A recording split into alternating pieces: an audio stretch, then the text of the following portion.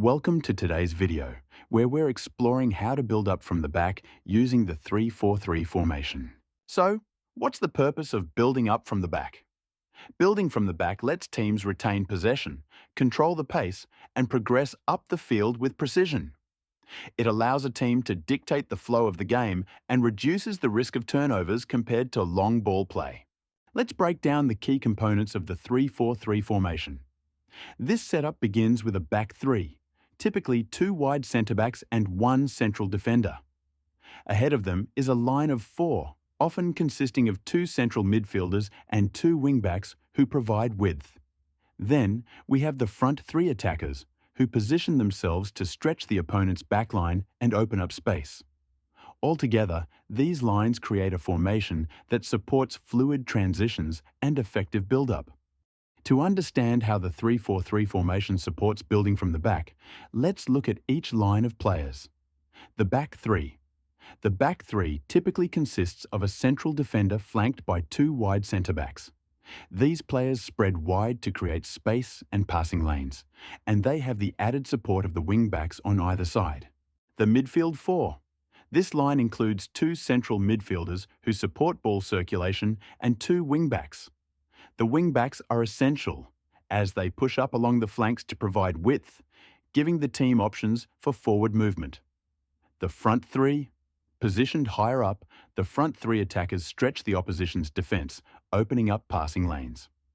They often move fluidly to find space or draw defenders out of position, creating gaps for midfielders to exploit. Positional support.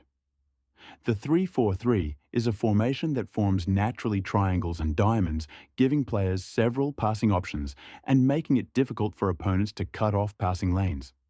It helps the team to move the ball around the pitch with pace and offers to the ball carrier every time more than two passing options. Let's see now which are the basic requirements for building up from the back. The goalkeeper's role.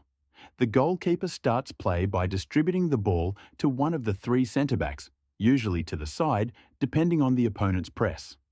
In a 3-4-3, the goalkeeper can act as an additional passer, adding flexibility.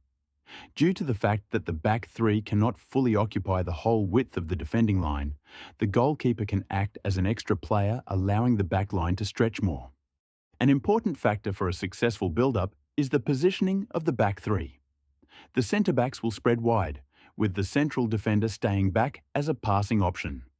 This wide setup creates more space for passing and makes it harder for the opposing team to press.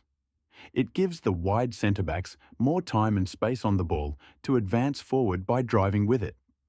This can create numerical overloads on the flanks or in the half spaces. Another option is for the central defender to step up as a defensive midfield role, especially when the team is building up from a deep position. An example of this was David Luiz with Chelsea during their winning season in 2016 to 2017 under Antonioconte. To implement this strategy, the central defender must have strong technical skills and a high level of tactical understanding. Along with the positioning of the centre-backs, the wing-backs are also crucial in this formation. They push up the flanks, often advancing ahead of the backline to create width. Their positioning stretches the opposition, opening up central passing options through the midfield. Additionally, by pushing up, they often force the opponent's wingers to drop deeper, leaving free space for the centre-backs to dribble forward with the ball. A final key point for building up with a 3-4-3 formation is the opportunity to create passing triangles. With the wing-backs, centre-backs and central midfielders, players naturally form triangles that allow for quick, safe passes. This structure provides support under pressure and creates options to bypass the first line of the opponent's press. In the final part of this video, I'll present a simple positional game to train the back three in the build-up phase. The specific focus of this exercise is to train the centre-backs to take advantage of open space and drive forward with the ball.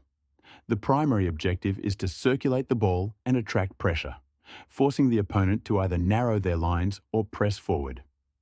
This movement creates space in front of the wide centre-backs, where they can receive the ball and dribble forward. The setup involves a 40-metre wide by 34-metre deep area, with a middle zone measuring 40 by 4 metres.